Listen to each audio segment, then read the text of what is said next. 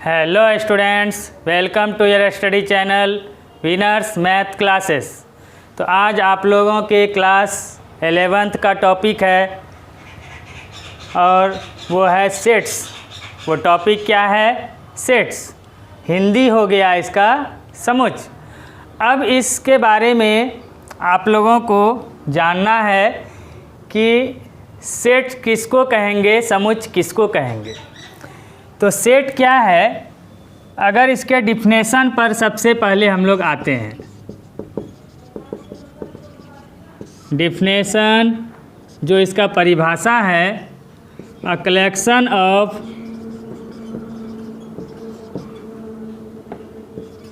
Well defined objects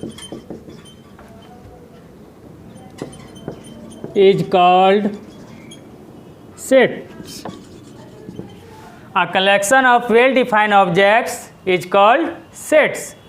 कहने का मतलब हुआ कि वेल डिफाइंड ऑब्जेक्ट्स क्या हुआ? सुपरिभाषित वस्तुओं के कलेक्शन मतलब संग्रह। सुपरिभाषित वस्तुओं के संग्रह को ही हम लोग सेट कहते हैं। अब ये वेल डिफाइंड ऑब्जेक्ट्स क्या है? कलेक्शन तो होगा, संग्रह तो होगा, लेकिन वो संग्रह कैसा होना चाहिए, कलेक्शन कैसा होना चाहिए? तो वेल डिफाइंड होना चाहिए। तो वेल डिफाइंड आपको समझना पड़ेगा, तभी हम पकड़ पाएंगे या किसी कलेक्शन को कह पाएंगे कि ये सेट है या ये कलेक्शन सेट नहीं है। तो इसमें वेल डिफाइंड का मतलब हुआ कि वो जो कलेक्शन हो, जो भी ऑब्जेक्ट्स आपका गिवन है, वो ऑब्जेक्ट्स क्या हो? डिफिनिट हो और ट्रू होना चाहिए। डिफिनिट होना चाहिए और ट्रू होना चाहिए। अनडिफिनिट या जो फॉल्स कलेक्शन है वो आपका सेट हम लोग नहीं कहेंगे, वो सेट नहीं होगा। जैसे फॉर एग्जांपल हम लोग लेते हैं इसमें द कलेक्शन ऑफ 5, या ऐसे लिखिए the collection of natural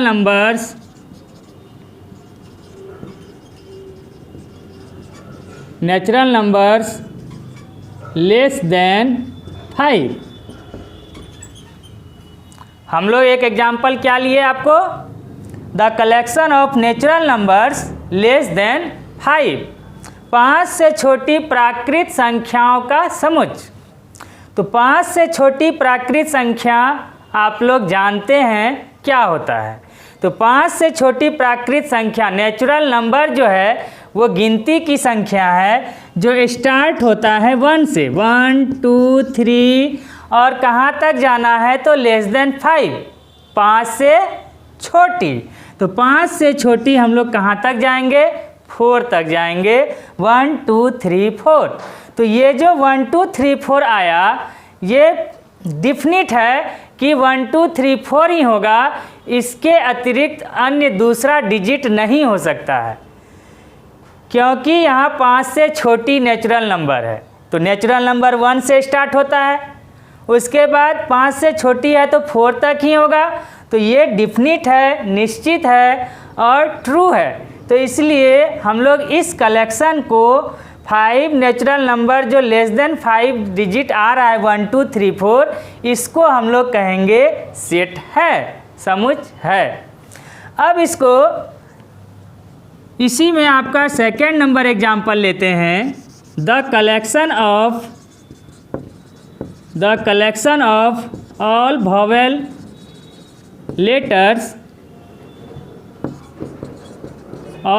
letters in English alphabet.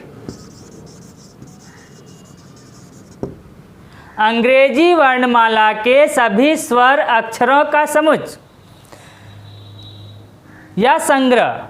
तो यहाँ पर सभी अंग्रेजी वर्णमाला के स्वर अक्षरों का संग्रह, क्या ये समुच्च है? तो आप लोग सबसे पहले ये देखिए कि ये सत्य और निश्चित है। कहने का मतलब ये वेल डिफाइंड ऑब्जेक्ट्स है। अगर वेल डिफाइंड ऑब्जेक्ट्स है तो हम कहेंगे ये सेट है। तो अब चले आइए the collection of all vowel letters. तो वॉवेल लेटर जो इंग्लिश अल्फ़ाबेट का, अंग्रेजी वर्णमाला का जो स्वर अक्षर होता है वो क्या सब होता है, आप लोग को पता है।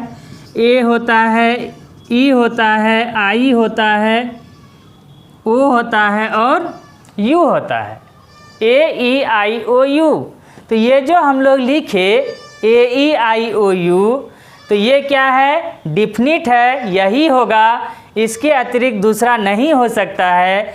और ये ट्रू है कि ए ई आई ओ यू ही होगा, तो इसके अतिरिक्त अन्य नहीं होगा। तो यही कारण से हम लोग इस कलेक्शन को क्या कहेंगे कि ये कलेक्शन मेरा क्या है, तो वेल डिफाइंड है, सुपरिभाषित है। तो सुपरिभाषित है तो इस कलेक्शन को हम लोग कहेंगे सेट। अब इसको दूसरे तरह से आपको समझाते हैं कि ये तो बाय डिफिनेशन हुआ कि इस तरह से आपको पकड़ना है, या आप सबसे इजी मेथड इसका पकड़ने का क्या है कि आपको कोई भी अगर कलेक्शन दे रहा है तो उस कलेक्शन को आप सोचिए कि ये जो कलेक्शन है इसमें जैसे कि है 5 स्वर अक्षरों का संग्रह। अगर ये कलेक्शन किसी को अगर हम दे दें और कहें लिखिए या बोलिए, लिखने दें या बोलने के लिए कहें, तो वो क्या कहेगा। अगर लिखेगा तो ए ई आई ओ यू ही लिखेगा, अगर नहीं जानेगा तो गलती कर सकता है। लेकिन मैक्सिमम आप अपने दिमाग में थोड़ा सा सोच कर देखिए कि मैक्सिमम स्टूडेंट्स को या पब्लिक को अगर हम दें और कहें कि आप इंग्लिश अल्फ़ाबेट जो है 5 वैसा लिखिए जो वॉवेल हो, तो वो क्या सब लिखेगा, ए ई आई ओ यू ही लिखेगा। जो नहीं जानेगा वो गलती करेगा, लेकिन मैक्सिमम क्या लिखेगा, ए ई आई ओ यू ही लिखेगा। तो जो सबके कॉपी में ए ई आई ओ यू ही आ रहा है, या सबको बोलने के लिए कहेंगे तो ए ई आई ओ यू ही बोलेगा। तो जब कोई ऑब्जेक्ट सभी कोई सेम सेम लिखे या सेम सेम बोले तो वैसे ऑब्जेक्ट्स वेल डिफाइंड ऑब्जेक्ट्स होते हैं। कहने का मतलब ये हुआ कि वो डिफिनिट और ट्रू होते हैं। इसलिए उन ऑब्जेक्ट्स के जो एलिमेंट्स हैं, इसको एलिमेंट्स कहा जाता है, जो हम आपको बताएंगे आगे अभी। तो ये जो एलिमेंट्स जो सभी कोई सेम सेम लिख रहे हैं या सेम सेम बोल रहे हैं, इसलिए हम उसको कहेंगे वो जो ऑब्जेक्ट्स है वेल डिफाइंड होने के कारण सेट है, समुच्चय है। तो अब उसी तरह से नेचुरल नंबर 5 से छोटी प्राकृत संख्या यदि हम कुछ स्टूडेंट्स को लिखने के लिए कहें या बोलने के लिए कहें, तो वो क्या करेगा, 1 2 3 4 ही बोलेगा या 1 2 3 4 ही लिखेगा।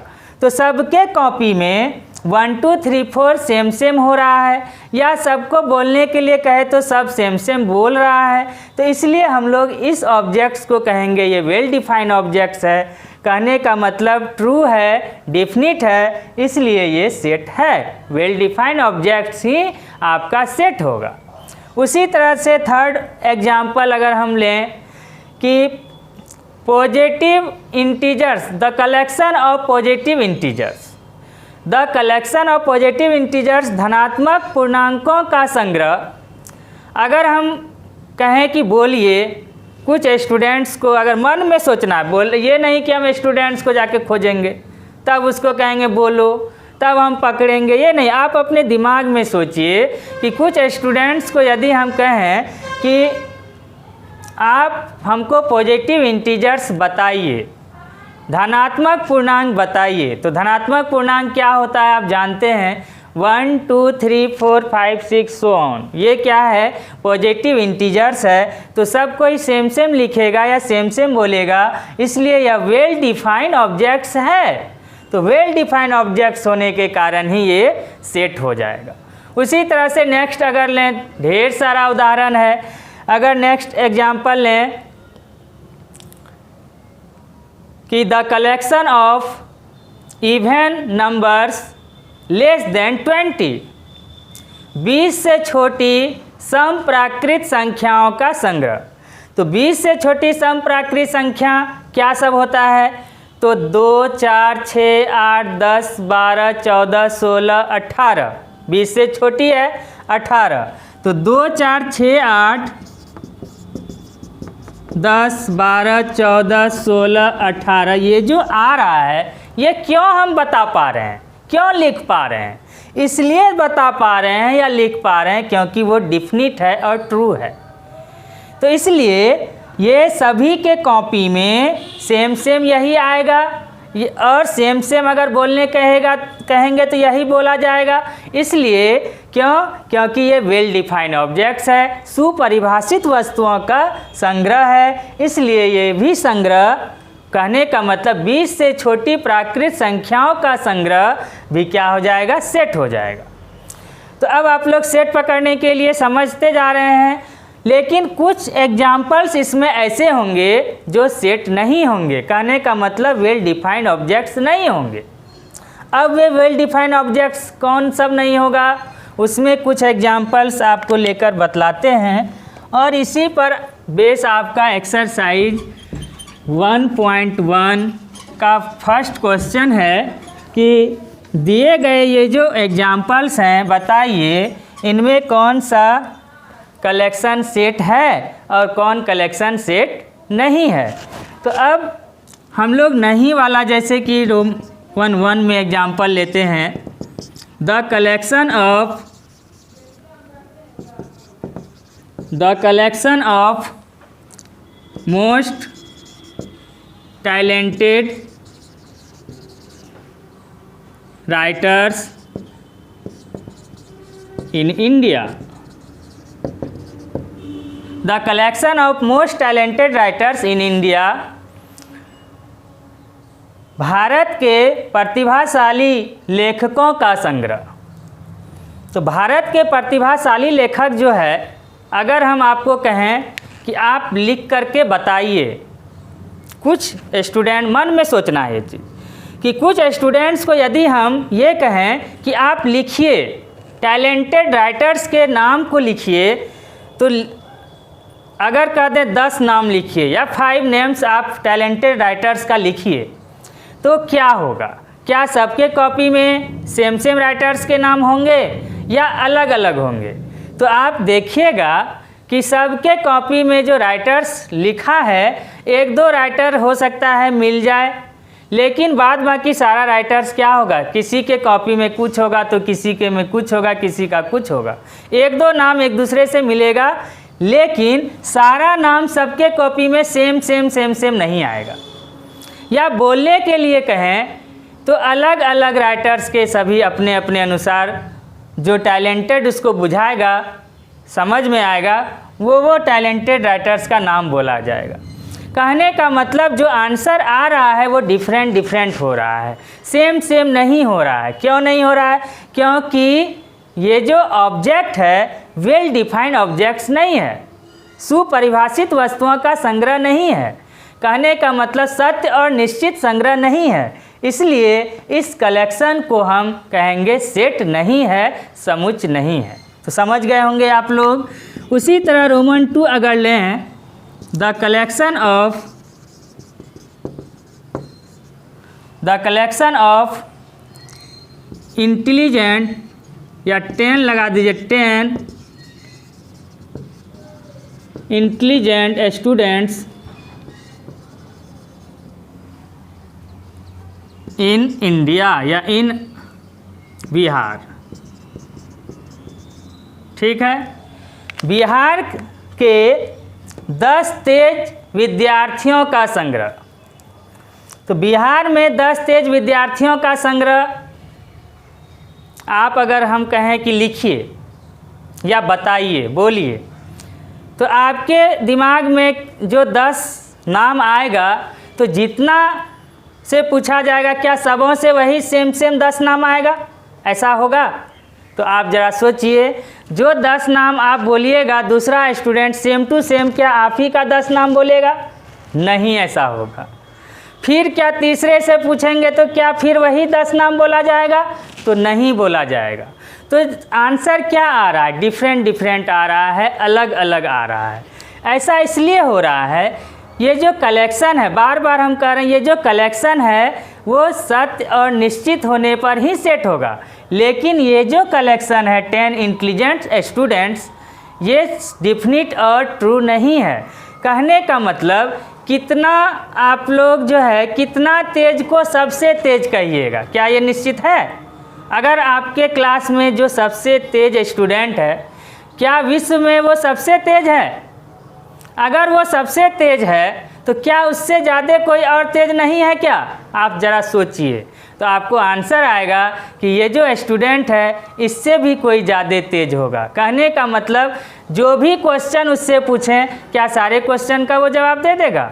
ऐसा नहीं होगा। तो इसलिए ये जो है, ये हम लोग इसलिए कहते हैं कि ये डिफिनिट नहीं है। कितने इंटेलिजेंट को हम सबसे इंटेलिजेंट कहेंगे, ये मेजरमेंट नहीं है। तो इसलिए ये जो मेजरमेंट नहीं है, इसलिए इस कलेक्शन को हम क्या आप समझ सकते हैं सेट कहेंगे? तो आपका आंसर होगा ये सेट नहीं है, ये जो कलेक्शन है ये सेट नहीं है। तो इस तरह से आप अनेकों प्रकार से एग्जाम्पल्स लेकर सोच सकते हैं कि किस एग्जाम्पल का आंसर सेम सेम होगा या सेम सेम कहा जाएगा। तो डिफिनिट और ट्रू है तो वो कलेक्शन सेट है। लेकिन डिफरेंट डिफरेंट आंसर होगा या अलग अलग आंसर बोला जाएगा तो वो कलेक्शन मतलब अनडिफिनिट है, निश्चित नहीं है, ट्रू नहीं है। तो इसलिए उस कलेक्शन को हम सेट नहीं कहेंगे। वेल डिफाइंड कलेक्शन इसका मतलब वो नहीं है। तो इस तरह आप समझ गए होंगे कि वो कैसे कलेक्शन को हम सेट कहेंगे और किन कलेक्शन को सेट हम लोग नहीं कहेंगे। क्लियर हो गया? अब इसमें हम और भी एग्जाम्पल्स आपको लेंगे या आपके एक्सरसाइज का नेक्स्ट क्वेश्चन ले लेंगे नेक्स्ट वीडियो में, तो आप और अच्छी तरह से समझ जाइएगा। आप अपने से पहले बनाइएगा कि कौन सेट है कौन सेट नहीं है, तो आप बनाइएगा, अपने समझ में आपको आ जाएगा कि किस तरह से हम लोग लिए।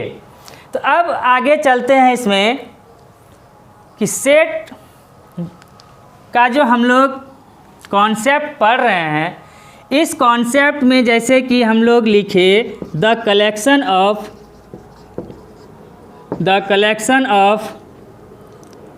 5 नेचुरल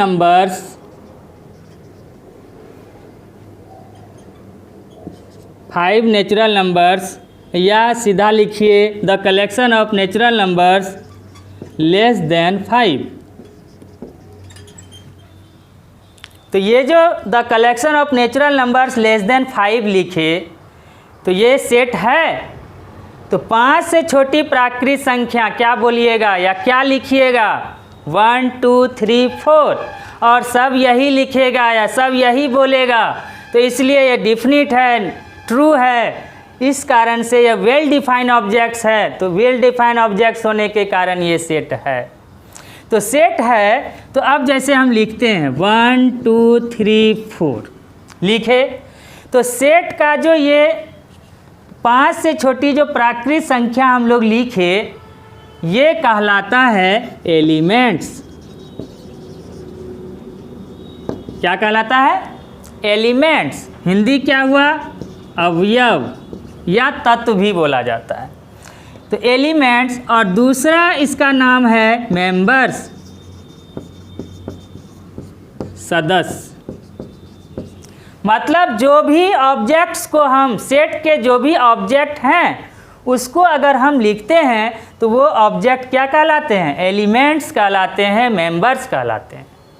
तो ये जो एलिमेंट्स या मेंबर्स हैं, आप गौर कीजिए थोड़ा सा कि हम लोग कैसे लिखे हैं, कॉमा दे दे कर लिखे हैं।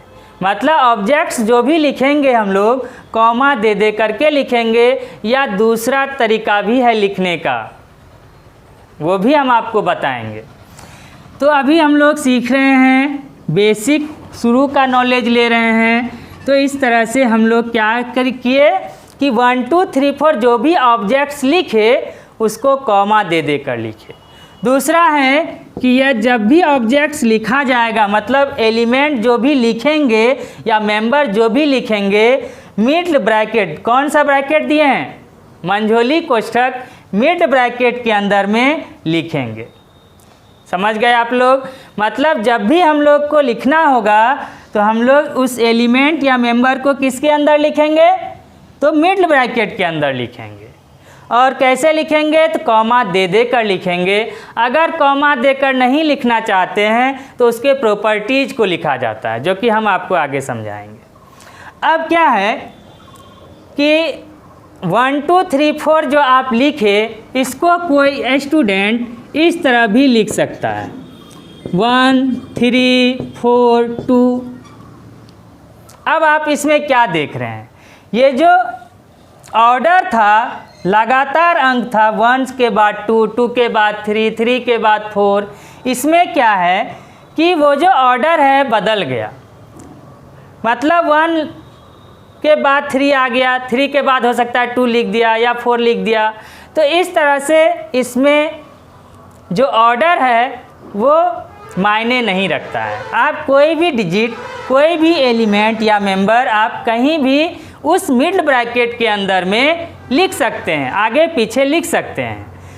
ये नहीं कि लगातार ही होना चाहिए, कोई ऐसा जरूरी नहीं है।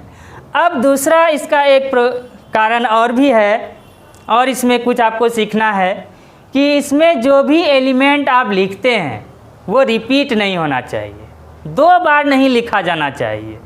जैसे कि मान लीजिए हम 1 3 4 2 फिर से 4 लिख दिए, फिर से आपने क्या लिख दिया, 4 लिख दिया, तो 2 बार कोई एलिमेंट नहीं आना चाहिए, मतलब डबल नहीं होना चाहिए, रिपीट नहीं होना चाहिए। तो इस तरह से एक बार यदि 4 आ गया है तो दोबारा 4 नहीं आएगा। तो ये बात आपने समझी कि जो है, समझ गए कि कैसे जो है हम लोग सेट को लिखते हैं। अब इस सेट में क्या है कि नामकरण जो अगर हम इसका करें, ये जो सेट लिए, अब इस सेट का जो नामकरण करेंगे, अंग्रेजी वर्णमाला का जो कैपिटल लेटर होता है, इंग्लिश अल्फ़ाबेट का जो कैपिटल लेटर आप लिखते हैं, ए से लेकर जेड तक, इसमें किसी भी एक लेटर से हम इसका नामकरण कर सकते हैं। जैसे कि ए नाम का लिखे और एलिमेंट दिए 2 4 6 8, तो 2 4 6 8 एलिमेंट है या मेंबर है।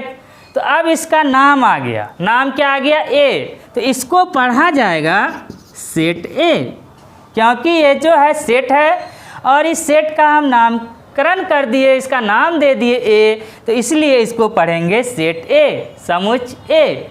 तो अब आप लोग समझ गए होंगे सेट ए या सेट बी सी डी से लेके जेड तक में किसी से भी हम इसका नामकरण कर सकते हैं। तो अब इसके आगे है कि सेट को 2 तरीके से लिखा जा सकता है। अभी आपको यहाँ जिक्र कर रहे थे, 2 तरह से हम लोग लिख सकते हैं, एक तो कॉमा दे दे करके और इसका प्रॉपर्टीज़ के फॉर्म में। तो इसलिए कहा जाता है कि सेट को हम कितने तरीके से लिख सकते हैं, तो 2 तरीके से। एक कहलाता है रोस्टर फॉर्म, दूसरा कहलाता है सेट बिल्डर फॉर्म। अब ये रोस्टर फॉर्म और सेट बिल्डर फॉर्म क्या है, ये आप लोग समझिए। तो हम लोग फर्स्ट ले लेते हैं, फर्स्ट में रोस्टर फॉर्म, या दूसरा नाम है इसका टेबुलर फॉर्म। तालिका रूप, हिंदी है तालिका रूप या सारणी रूप। तो रोस्टर फॉर्म या टेबुलर फॉर्म क्या है, हिंदी में भी आपको लिखा रहेगा र ओकार सट संयुक्त र। तो रोस्टर रूप में इस तरह भी हिंदी में लिखा रहेगा, इंग्लिश में भी लिखा रहता है। आप हिंदी मीडियम के स्टूडेंट हैं तो हिंदी में ही रोस्टर लिखा रहेगा, या इंग्लिश में रोस्टर फॉर्म रहेगा, या तालिका रूप या सारणी रूप रहेगा। तो जो भी हो, जो भी नाम देगा इसी में से देगा। तो अब ये लिखा कैसे जाएगा? तो अगर आप किसी सेट के एलिमेंट को, जैसे कि सपोज दैट ए नाम का सेट है और लिखा इस तरह से,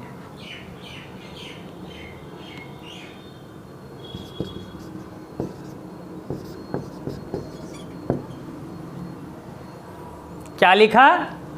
अब देखिए ये चीज़ आपका जो लिखा हुआ है, ये जो हम लोग लिख रहे हैं, ये सेकेंड फॉर्म लिख रहे हैं, सेकेंड फॉर्म। ये फर्स्ट फॉर्म रोस्टर फॉर्म हुआ।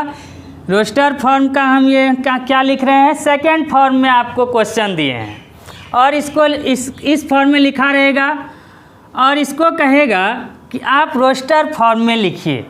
इस फॉर्म में दे दिया और इस फॉर्म का नाम है सेट बिल्डर फॉर्म, जो कि हम आपको सेकेंड नंबर में समझाएंगे, डिटेल से समझाएंगे। तो ये जो फर्स्ट नंबर रोस्टर फॉर्म या टेबुलर फॉर्म में लिखने कह रहा है इस क्वेश्चन को, तो इस क्वेश्चन में इसको पढ़ा जाता है, ध्यान से देखिए, इसको पढ़ा जाता है x सच दैट x, और ये साइन है बिलोंग्स टू का, ये भी आपको हम बताएंगे, बिलोंग्स टू। और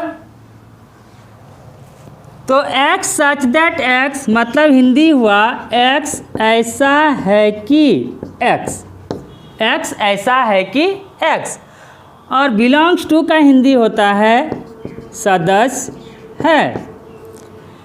तो अब x ऐसा है कि x कहाँ से आया? तो ये जो बिलोंग्स टू n है, belongs to n natural number जो है, तो बिलोंग्स टू n मतलब हुआ नेचुरल नंबर। तो नेचुरल नंबर हुआ प्राकृत संख्या। तो ये जो x का मान लेना है, x का जो वैल्यू लेना है वो प्राकृत संख्या से लेना है, और कहाँ तक लेना है? तो 5 से छोटी। कहाँ तक लेना है आपको? 5 से छोटी, x लेस देन 5। तो 5 से छोटी प्राकृत संख्याएं, ठीक है। तो इसी को ऐसे भी लिखा रहेगा x such that x is a natural number less then 5, या संकेत में इस तरह लिखा रहेगा। तो ऐसे भी लिखा रहेगा x such that x is a natural number less then 5। 5 से छोटी प्राकृत संख्याएं हैं और उसको आपको रोस्टर फॉर्म में लिखना है। तो कैसे लिखेंगे और उस सेट का नाम क्या है? तो A है। तो आप लिखिएगा A इक्वल टू, और क्या स्टार्ट करेंगे? Middle bracket. और रोस्टर फॉर्म क्या है आप समझ जाइए। रोस्टर फॉर्म उसे कहते हैं जिसमें एलिमेंट या मेंबर को कॉमा दे देकर लिखा जाता है। कैसे लिखते हैं? कॉमा दे देकर लिखते हैं। तो कॉमा दे देकर लिखिए। तो 5 से छोटी प्राकृत संख्या क्या होगा? तो 1 2 3 4, गिनती वाली संख्या 1 2 3 4, और 5 से छोटी है तो 4 ही तक आएगा। और आप मिड ब्रैकेट क्या कीजिए? फिर बंद कर दीजिए। तो ये जो फॉर्म इस तरह से हम लिखे, यही कहलाया रोस्टर फॉर्म। मतलब रोस्टर फॉर्म के अंतर्गत हम लोग क्या करते हैं? एलिमेंट या मेंबर को कॉमा दे देकर मिड ब्रैकेट के अंदर में लिखते हैं। और आपको बताए हैं कि कोई भी डिजिट दोबारा डबल बार नहीं लिखना है, रिपीट नहीं करना है। उसी तरह से अब क्या होगा? दूसरा फॉर्म है, आपको इस पर और भी क्वेश्चन हम लेंगे आपके बुक का नेक्स्ट वीडियो में, आप समझ जाइएगा, या आप अपने से लिखिएगा तो अब बनेगा, या नहीं तो एक एग्जाम्पल और समझाते हैं। देखिए, रोमन 2 बी नाम का सेट ले लिए, इसमें लिखे x such that x belongs to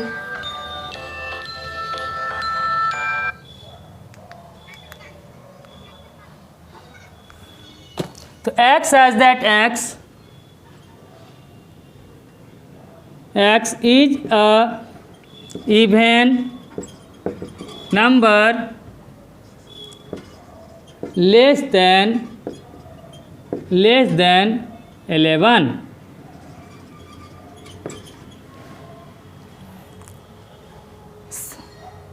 some प्राकृत संख्याओं का संग्रह जो कि 11 से क्या है, छोटी है। X as that x is even natural number लगा दीजिए, even natural number less than 11। 11 से छोटी सम प्राकृत संख्याएं आपको लिखना है। तो 11 से छोटी सम प्राकृत संख्या कैसे लिखेंगे, तो बी नाम का सेट है तो सेट बी कर दिए इक्वल टू, और 11 से छोटी लिखना है तो 11 से छोटी इवन नेचुरल नंबर सम प्राकृत संख्या क्या सब है, तो 2 है, 4 है, 6 है, 8 है और 10 है। 2, 4, 6, 8, 10 जो हम लोग लिखे कॉमा दे देकर, ये नहीं कि सिर्फ ऐसे डिजिट लिख देंगे, कॉमा जरूर लगाएंगे। अगर कॉमा नहीं लगाते हैं तो ये एक सिंगल डिजिट बन जाता है, एक संख्या हो जाता है, इसलिए कॉमा लगाना जरूरी है। और कॉमा लगाने के बाद मिड ब्रैकेट लगाएंगे, ये बात आपको रोस्टर फॉर्म में याद रखना है। तो इस तरह से हम रोस्टर फॉर्म लिखते हैं। अब चले आइए सेकंड नंबर जो है इसका फॉर्म, सेट बिल्डर फॉर्म। दूसरा नंबर है सेट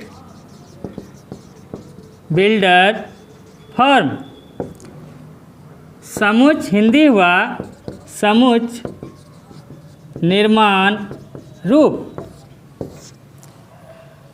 अब जैसे कि हम लोग एक एग्जाम्पल इसमें लें, ए नाम का सेट लिए और इसमें लिखा 1 3 5 7 9, 1 3 5 7 9।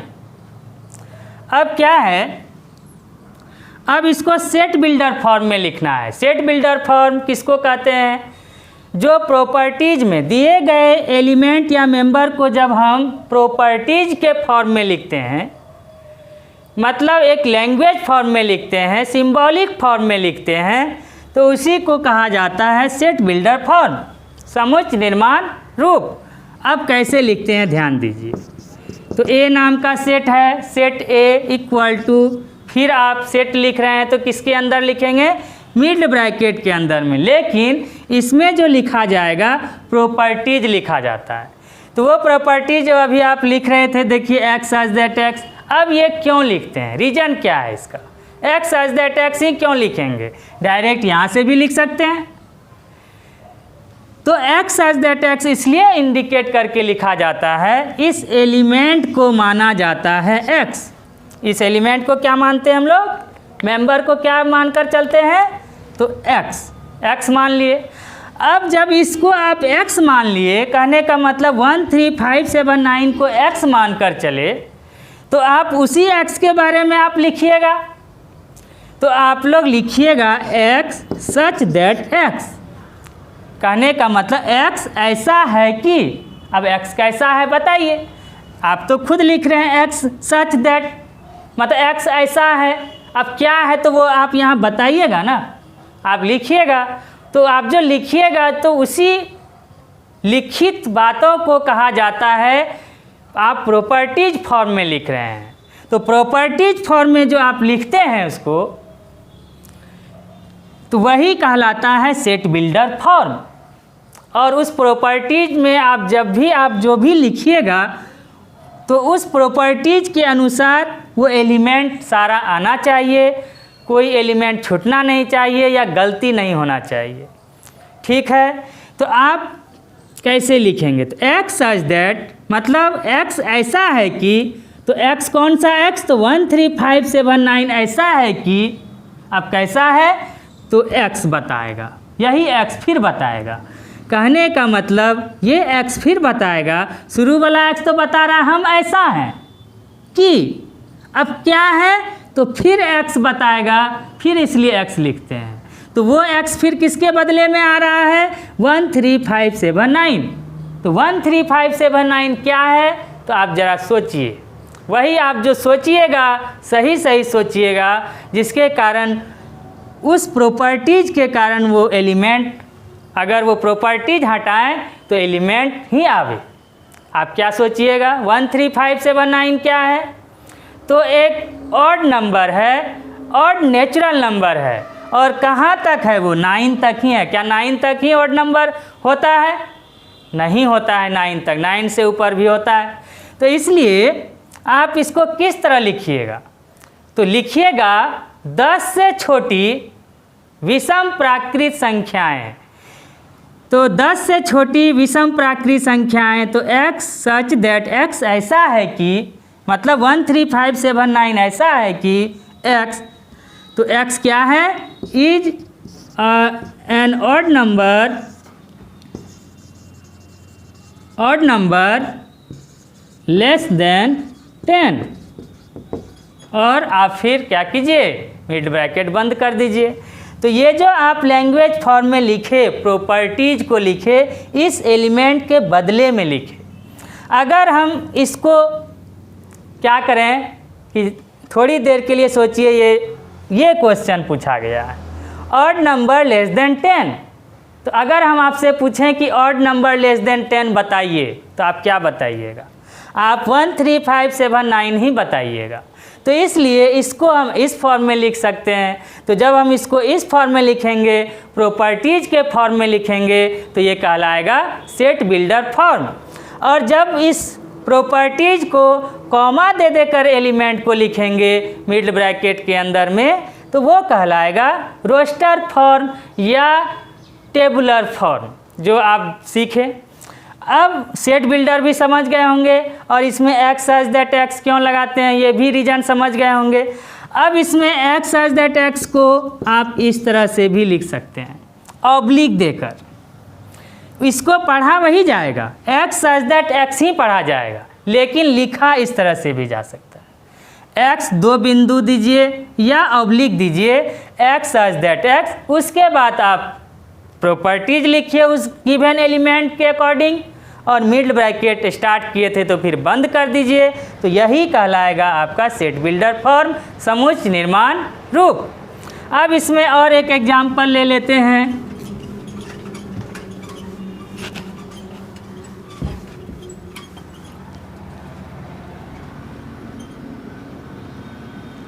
B नाम का सपोज दैट सेट है, और इसमें लिखिए 1 3 5, या दूसरा ले लीजिए A E I O U, A E I O U। और C नाम का एक ले लेते हैं 2 4 6 8 10 12 14 डॉट डॉट दे दिया। अब इस दोनों क्वेश्चन को कहेगा आप लिखिए सेट बिल्डर फॉर्म में। अभी किस फॉर्म में है?